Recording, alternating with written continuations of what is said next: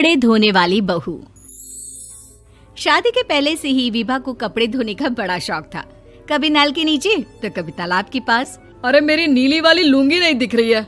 विभा की अम्मा, कहाँ रखी है लुंगी? अरे वो तो विभा ने परसों ही धोकर रखी थी आपकी अलमारी में, देखो वहीं होगी। वो ना मैंने आज धो दी, मुझे लगा कि गंदी हो गई होगी। अरे कैसे गंदी हो गई थी, उसे तो मैंने पहना भी नहीं। हे भगवान, इस लड़की के कपड़े धोने की आदत से परेशान हो गया हूँ मैं। जितना तो घर में राशन नहीं आता, उससे कहीं ज्यादा डिटर्जेंट पाउडर का खर्चा है।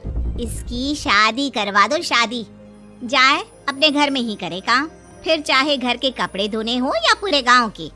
हाँ ठीक बोल रही हूँ, देखता हूँ मैं कोई लड़का। वो दिन भी आ जाता है जब विभा को देखने लड़के वाले आ जाते हैं। लड़की मुझे अच्छी लगी। होने वाली सास कहती है, बेटी अगर कुछ पूछना है तो पूछ लो। वैसे तो हमारी लड़की बहुत ही शर्मीली है, जो बोल दो वो मान लेती है, इसे क्या पूछना होगा। अरे कैसी बात कर रही हो माँ, मुझे इन लोगों के घर रहना है, सवाल तो कई है। हाँ हाँ बेटा, पूछ लो ना, क्या पूछना है। आप लोगों के घर कपड़े कौन धोता है? सास का मुंह बन जाता है। देखो, अगर तुम ये कहना चाहती हो कि तुम्हें कपड़े धोने नहीं आते तो सुन लो, कपड़े मैं ही धोती हूँ, लेकिन तुम्हारे आ जाने के बाद मैं रुमाल तक नहीं धोऊंगी। अरे चुप रहना भाग्यवान, बहू बेचारी घर आई नहीं, उसे डराना शुरू कर दिया। वो क्या है ना बिटिया, अभी तक तो ये कल्लू की माँ ही धोती थी, लेकिन अब तुम्हारे पापा तो दहेज में वॉशिंग मशीन देंगे ही।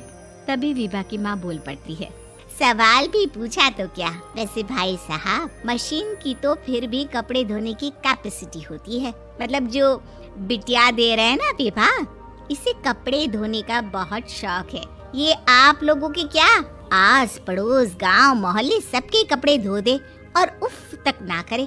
बाहर देखा नहीं आपने कितने कपड़े सूख रहे हैं, सब हमारी बिटिया ने ही तो धोए हैं। बस भी करो ना माँ, शर्म आ रही इतनी तारीफ सुनकर। और तो और एक दाग निकाल कर दिखाओ तो मान जाओ। हाँ अच्छा, माफ करना बेटा, मैंने गलत समझा। हमें तो रिश्ता बहुत पसंद है। और ऐसे जुड़ जाता है रिश्ता कपड़े धोने का शौक रखने वाली विभा का। उसकी शादी हो जाती है कोयला फैक्ट्री में काम करने वाले कल्लू के साथ। शादी के बाद अचानक विभा चिल्लाती हुई सास के पास आती है। सासू माँ, अरे सासू माँ कहाँ है आप?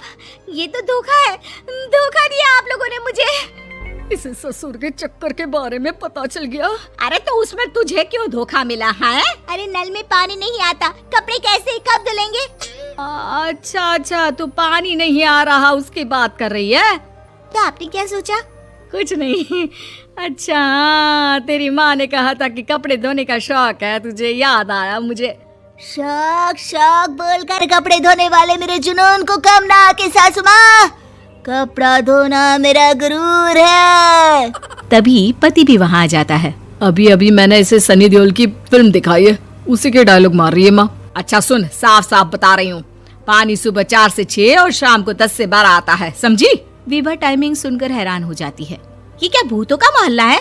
सुबह 4 बजे उठकर कौन कपड़े धोता है? 4 बजे टंकी में पानी जाता है, फिर सारा दिन धोना ना, किसने मना किया? अरे कैसी बात कर रही हैं? 200 लीटर की टंकी में कितने कपड़े धो लूंगी मैं? सुबह ही उठ जाऊंगी मैं। अब क्या था, विभा सुबह 4 से लेकर रात के 12 बजे तक कपड़े ही धोती रहती। एक रोज सास पड़ोस से निकलकर कहीं जा रही होती है कि साथ वाली कहती है, हाँ कल्लू की माँ, जरा ये बताओ कि 2 साड़ी है, 2 ब्लाउज और एक पेटीकोट और एक नाड़े वाला लंबा कच्छा। हाँ तो? अरे तो क्या, कितना लोगी धुलाई ये बताओ। धोबन दिख रहे हैं हम क्या? हमारे पति सरकारी नौकरी से अभी रिटायर हुए हैं और बेटा सुपरवाइजर है कोयला फैक्ट्री में। धोबन समझ रखा है हमें। हाय रे कल्लू की अम्मा, माफ कर दो, वो तो मोहल्ले में यही सब बता रहे थे कि तुमने बहू को कपड़ा धुलवाने के काम में लगा दिया है। सास को पड़ोसन की बात सुनकर गुस्सा आ जाता है। वो घर पहुंचती है जहां घर के बाहर ही इतने सारे कपड़े सूख रहे होते हैं जितने कि किसी धोबन के घर पर। अरे ओ कल्लू की दुल्हन, बाहर निकल। माँ जी यहीं आ जाओ, बाथरूम में चादर धो रहे हैं हम। अरे अभी हम धोते हैं, तुमको बाहर निकलो। ये आस पड़ोस वाले बोल रहे हैं कि हम बहू से कपड़े धुलवा कर उसे कपड़ा धोने वाली बना दिए हैं। अरे छोड़ो ना माँ जी, किन लोगों की बातों में आती हो? आस पास के लोगों का तो काम ही होता है कि वो किसी तरह सास बहू को लड़ा दे। बहू सारे घर के कपड़े धोती है, ये क्या कम है? बोलिए। सास को भी लग जाता है कि वो बहू का ये सनकीपन नहीं छुड़वा सकती, इससे अच्छा है कि खुद ही चुप हो जाए।